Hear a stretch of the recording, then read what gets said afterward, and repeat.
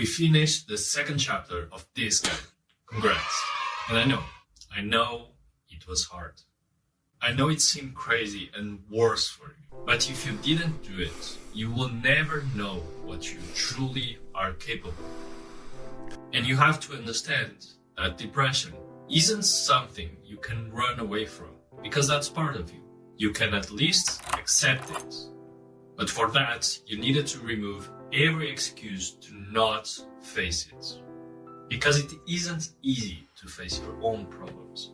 It isn't easy to face your own doubts and fears and problems. But you did it. And I'm really proud of you. Truly. You did the hardest things that most people will never do. Being alone, letting go of your phone and people who don't serve you. Cold showers, breaking fantasies you lived with for so long. I know it's hard, but this is what self-love looks like.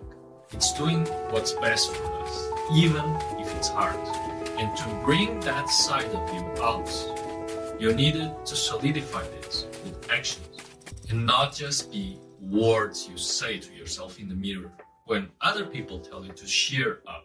You know that doesn't help with your depression. But that's really the best thing about reaching this point. It's knowing that you have this side of you that will always show up when you need it and do what's required, no matter how hard it is, to put you in a better place. And with this comes the death of your anxiety. Because if you reach this point in the guides, what can't you do really? What really are the consequences of other people disagreeing with you, being rejected, or disliked really? You already put yourself in this place and you live through it. What is there to fear more really?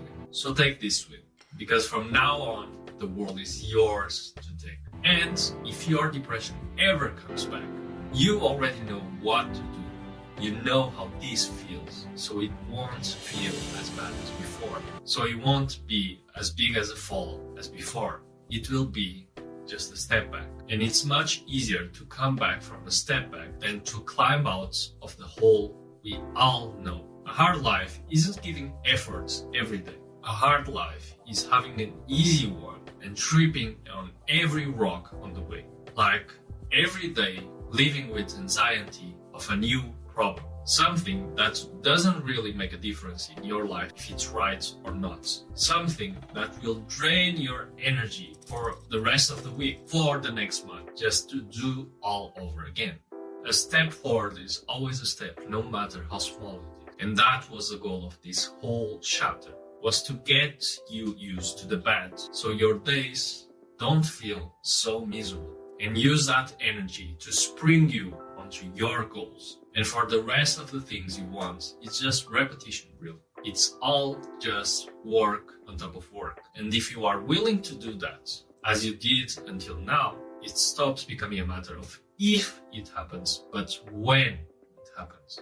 And now, for the next and the last chapter of these guides, we will be going back outside, back to society and the world. But this time we have means to protect ourselves.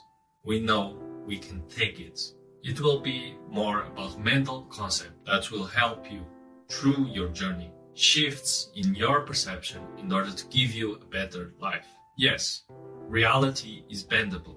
How you see the world is your choice. Like trauma, if we listen to others and always see it as something horrible that we can't control, those will be your only options towards that trauma. But if we see it as something normal, we start to have control over it. You become able to tame it and shape it in a way that doesn't affect your life. It's not about being right or wrong, but how can you deal with it in a way that it doesn't control your life, and allowing you to live your life not because you fear stuff, but because it's your choice. And these are the kind of concepts we will talk about in the next chapter. Concepts I learned in order to become depression free. So if you aim a life where you don't fall into depression anymore, and you are this person that the only thing it does is making your dream life come true,